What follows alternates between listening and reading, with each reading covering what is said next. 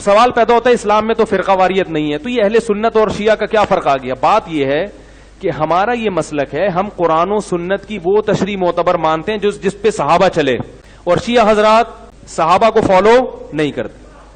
یہ بڑا اختلاف ہے ہمارا اور ان کا. اور صحابہ میں بھی ہم سب سے پہلے کس کو ترجیح دیتے ہیں؟ خلفائے راشدین کو. صحیح بخاری کی حدیث ہے, علیکم بسنتی و سنت الخلفاء الراشدین المہدیین, میری اور خلفائے راشدین کی سنت کو لازم پکڑو.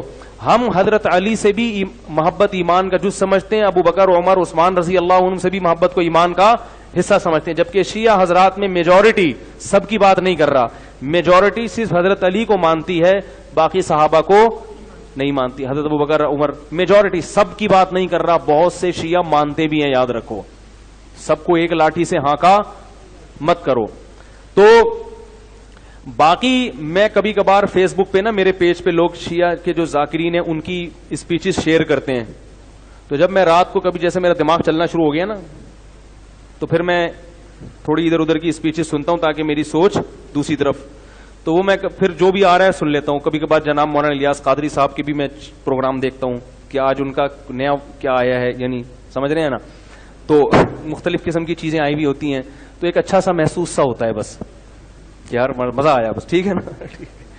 تو اسی طرح وہ شیعہ لوگوں کی بھی, تو وہ عجیب عجیب پتہ نہیں کیا ان کی تقریریں ہوتی ہیں, عجیب سے اسٹائل ہوتے ہیں. تو میں جو شیعہ حضرات میں جو سمجھدار لوگ ہیں ان سے کہتا ہوں, دیکھو کہ آپ کو اپنے مذہبی رہنماؤں میں کوئی سمجھدار آدمی ملے تو اس کو فالو کرو. یہ کیا کن لوگوں کی تقریریں آپ سن رہے ہو؟ فیس بک پہ جو شیئرنگ ہو رہی ہے, جذبات سے ہٹ کے کبھی ان کی اسپیچز میں غور کیا کرو, یہ کیا باتیں کر رہے ہیں. یہ تو فضول, نہ روایتوں کا کوئی سر نہ کوئی پیر, ایسے من گھڑت قصے, یہ تو بیٹھ کے بناتے چلے جاؤ, پھینکتے چلے جاؤ. وہ ہمارے استاذ تھے نا ایک, وہ جو جن نے مجھے کہا نا یہ ہائیڈروجن ڈائی آکسائڈ لکھ کے لاؤ, یہ لکھ کے لاؤ, وہ لکھ کے لاؤ, انہی استاذ کی بات کر رہا ہوں.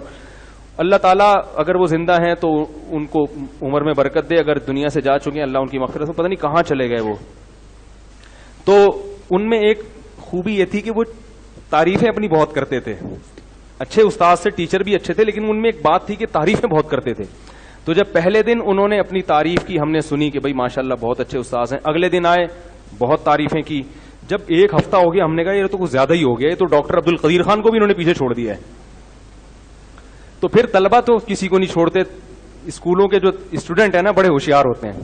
پھر ہم نے دیکھا کہ ایک دن استاذ آئے ہیں اور اپنی تقریر کر رہے ہیں, تو ایک طالب علم کو ہم نے دیکھا ڈیسک کے نیچے یوں یوں کر رہا ہے. اس کو دیکھا دیکھی دوسروں نے بھی ایسا شروع کر دیا. میں نے کہا یہ کیا ہو رہا ہے؟ انہوں نے کہا یہ چھوڑ رہے ہیں, ہم لپیٹ رہے ہیں. جیسے وہ پتنگ کا مانجا لپیٹا جاتا ہے نا, بھائی پتنگ کا مانجا ایسے لپیٹتے ہیں نا. کہا یہ لمبی لمبی کیا کر رہے ہیں استاذ محترم, چھوڑ رہے ہیں. اور ہم کیا کر رہے ہیں؟ کہہ رہے ہیں ہم ایک ہفتہ ان کی تعریفیں سن سن کے تھک گئے ہیں, اب ہم نے لپیٹنے کا کام کہ یار یہ سنبھل نہیں رہی. تو وہ جو ذاکرین کی اسپیچز جو فیس بک پہ شیئر ہو رہی ہیں, ہو سکتا ہے ان میں کوئی سمجھدار بھی ہوتے ہوں جو ہم تک نہیں پہنچتے, لیکن جو آج کل جو اسپیچز ذاکرین کی آ رہی ہیں ان کو دیکھ کے مجھے یہی خیال آتا ہے کہ یار یہ چھوڑ رہا ہے اور آپ نے کیا کرنا ہے؟ لپیٹنا ہے. تو وہ جو سامنے بیٹھے ہوئے ہیں پتہ نہیں کیا کر رہے ہیں بیٹھ کے یار, وہ ایک نعرے اور نہ سر نہ پیر. تو مجھے حیرانگی ہوتی ہے یار, ان میں بھی کچھ پڑھے لکھے لوگ ہوتے ہوں گے, ان کو اشکال نہیں ہوتا کہ یہ کیا کر رہے ہو.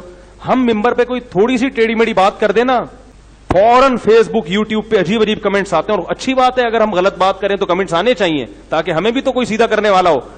لیکن یہ پوری تقریر غلط ہو رہی ہے مگر اس کو پہ کوئی ان کو تنبیہ کرنے والا نہیں ہوتا. دیکھو رسول اللہ صلی اللہ علیہ وسلم نے ارشاد فرمایا, خواتین سے خطاب کیا کہ عورتیں جہنم میں مردوں سے زیادہ ہوں گی. خواتین نے پوچھا کیوں؟ اس حدیث میں تو ہے عورتیں زیادہ ہوں گی, دوسری حدیث میں آتا ہے جنت میں بھی عورتیں زیادہ ہوں گی, ایک اور حدیث ہے.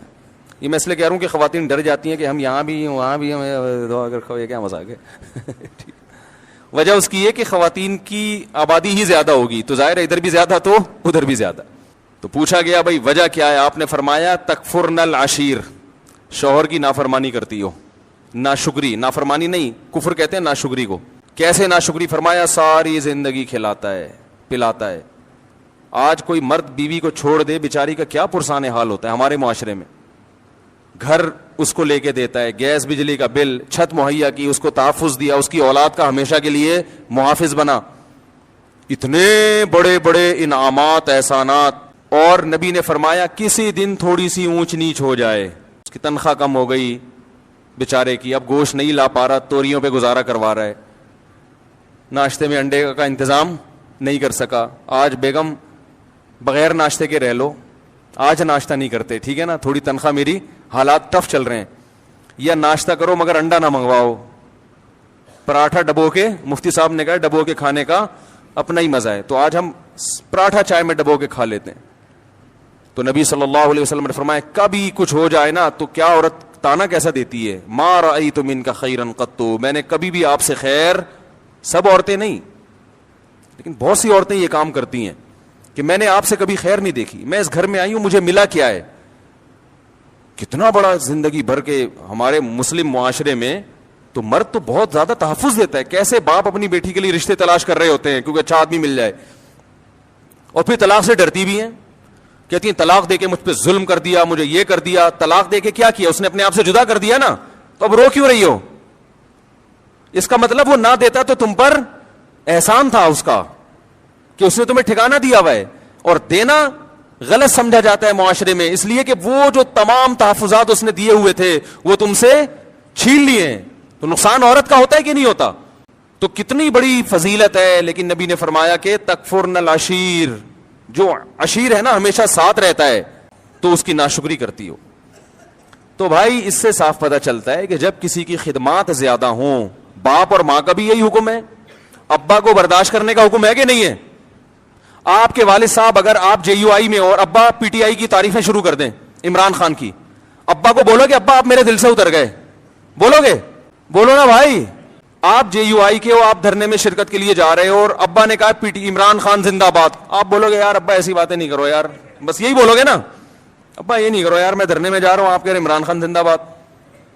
آپ ابا کو لکھ کے دو گے ابا آپ میرے دل سے اتر گئے, ابا بولے گا دفع ہو یہاں سے, میں تیرے دل سے اتر گیا, تو میرا باپ ہے جو میرے تانے دے رہا ہے دل سے اتر گیا, تیری اوقات کیا؟ باپ یہی کہے گا نا, میں نے جنا ہے تجھے, ساری زندگی میں نے کھلایا پلایا,